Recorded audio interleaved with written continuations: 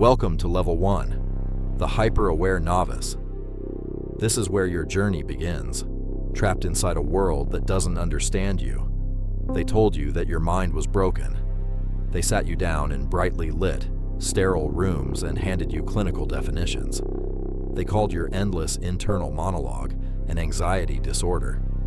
They told you to breathe, to quiet your thoughts, to practice mindfulness. They wanted you to blindfold your intellect so you could fit comfortably into their peaceful, unsuspecting world. They diagnosed your hyper-awareness as a fundamental flaw, but they lied to you. What they call a pathology is actually a terrifying, dormant evolutionary adaptation. At Level 1, you do not yet know how to control the machine inside your skull. Your brain is not broken. It is a highly advanced simulation engine that has been left running on full power. While everyone else around you lives blindly in the present moment, you are forced to run billions of calculations per second. You are constructing complex matrices of tomorrow, trying to predict betrayal before it is conceived, and mapping out threats that have not yet been born. Your mind is a supercomputer operating in a room full of primitive abacuses. Every worst-case scenario you imagine is not a panic attack. It is a tactical simulation. It is a psychological stress test designed by your own biology to ensure your absolute survival. But right now, the system is overwhelming you. You are a pawn on a board you don't fully understand. To survive, your mind must evolve. You have unlocked Level 2, the silent observer. This is the rank where your anxiety begins to mutate into a deliberate, cold perception. You stop fighting the noise in your head, and you start using it as a radar. Suddenly, you notice what others are completely blind to. Anthropologists call this the Machiavellian intelligence hypothesis. It is the historical theory that human intelligence did not evolve to build primitive tools or hunt wild mammoths. It evolved to navigate the terrifyingly complex social landscapes of human deception, political alliance, and ultimate betrayal.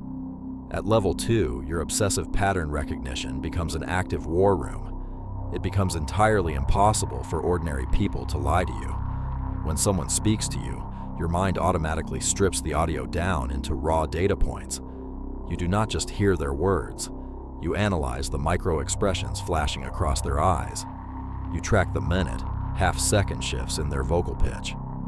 You note the precise delay before they answer a simple, direct question. Your brain instantly cross-references this behavioral data against every past interaction you have ever had with them. You see the lie before they have even finished manufacturing it in their mind. You detect the hidden agenda long before it ever manifests into real-world action. To the outside world, you look detached. They think you are quiet, perhaps even antisocial, but inside, you are conducting a full-scale forensic audit of their character. You are playing an intense game of chess against an opponent who does not even realize the board has been set. The overthinker at Level 2 does not suffer from a lack of clarity. You suffer from an abundance of absolute sight. You have reached Level 3, the threat profiler. At this rank, your silence is no longer passive. It is an active information trap. You stop analyzing individuals and begin mapping entire environments. When you enter a room, you do not just walk in like a casual observer. You profile the space. Your eyes instantly map the physical layout, the exit routes, the unspoken power dynamics, and the most volatile personalities in the room. Where ordinary people see a friendly, casual social gathering, your brain sees a grid of potential liabilities and psychological threats. You have already planned your exact exit strategy before you have even said hello to your host. At Level 3, you weaponize your silence. Because your brain is processing vast amounts of environmental data, you speak far less than those around you. This is not shyness. It is a calculated hunting tactic. Your total silence makes ordinary people deeply, physically uncomfortable. Human beings loathe a vacuum. To fill the quiet void you create, they will begin to talk, to brag, and to inadvertently reveal their hidden weaknesses. While they expose their entire hand of cards just to keep the conversation going, you keep yours pressed firmly to your chest. You allow them to talk themselves into a corner while you remain completely unreadable. You have graduated from being an anxious victim of your thoughts to being a silent predator of information. You have ascended to level 4, the Stoic commander. To understand the sheer power of this rank, we must transport your mind backward in time. Step out of the modern world and place your boots onto the frozen banks of the Danube River. The year is 170 AD. You are standing in the heavy iron armor of Marcus Aurelius, the Emperor of Rome. Outside your military tent, the Germanic tribes are gathering in the pitch blackness, numbering in the tens of thousands. The Roman Empire is fracturing. A brutal plague is decimating your civilian population, and your closest, most trusted generals are whispering mutiny in the dark corners of the camp. If you were a modern, positive-thinking optimist, Rome would fall to ash tonight. But you are a level 4 overthinker. You sit by the dim, flickering light of an oil lamp, entirely unable to sleep. Your mind is furiously calculating every single variable of impending catastrophe. You are writing the historical text that the world will later call the Meditations. You are practicing premeditatio malorum, the deliberate premeditation of evils. You are intentionally visualizing the worst possible outcomes. You picture your defensive lines breaking, your betrayers smiling over your corpse, and your own agonizing, violent defeat. You overthink every single failure until pain loses its absolute power over you. By dawn, when the enemy finally charges, they do not face a panicked, anxious man.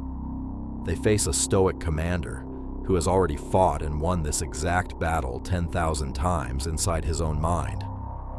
Your overthinking did not paralyze you. It made you completely invincible. You have entered level 5, the shadow strategist. Now, move forward in history to the year 1502. You are walking through the dark, candle-lit corridors of the Italian courts alongside Niccolo Machiavelli. You are watching the ruthless Cesare Borgia invite his fiercest political rivals to a peaceful, celebratory banquet in the city of Senigallia. The atmosphere in the hall is festive, filled with loud laughter, music, and flowing wine. The ordinary guests relax, lowering their guard and enjoying the feast, but your level 5 mind refuses to rest. You notice the highly unusual, tactical placement of Borgia's elite guards at the hidden exits. You observe the subtle, cold, predatory smile resting on the host's face when he looks at his guests. Your brain calculates the harsh political mathematics of the room and realizes a terrifying truth. This is not a feast. It is a mass execution. Because your mind overthought the situation and ran the simulations, you step backward into the shadows and slip out the back door before the heavy iron bars are lowered. History does not remember the cheerful, relaxed optimists who died at that banquet table. History remembers Machiavelli and the lineage of haunted, obsessive strategists who stayed awake to write the cold rules of absolute power. Your mind belongs to that exact lineage of ancient watchmen. Your modern anxiety is simply the current name for ancient, vital statecraft. You have achieved the final rank, level 6, the sovereign mind. It is time to stop viewing your hyperactive brain as a mental cage. At level 6, you recognize it as an untouchable, psychological fortress. When a real, earth-shattering crisis finally hits, the ordinary people who once criticized your overthinking will inevitably succumb to blind panic. Their comfortable, fragile worlds shatter because they never possessed the courage to prepare for the collapse. But you do not panic. Why would you? You have already lived through this exact catastrophe 1,000 times in your mind. The brutal reality of the crisis is actually simpler than the terrifying nightmare scenarios your brain simulated at level 1. While the surrounding world screams and collapses into chaos, your mind undergoes a chilling transformation. You become completely cold, hyper-calculated, and perfectly functional. You execute your plans with surgical precision because you have already mapped out every twist, every turn, and every exit strategy months ago. In the chaotic theater of human behavior, the overthinker is the only one who walks through the fire with absolute certainty. It is a heavy, exhausting burden to carry a mind that never sleeps. It is draining to see the hidden cracks in everything, to know the true cost of every choice before you ever make it. The modern world will continue to tell you to cure your brain. They will offer you cheap platitudes and pills to make you blind and comfortable, just like them. But you know the dark truth now. Your mind is not a sickness. It is a sovereign weapon, and history is waiting for the empire you build with it. If you belong in this high-level archive, subscribe. We are just getting started.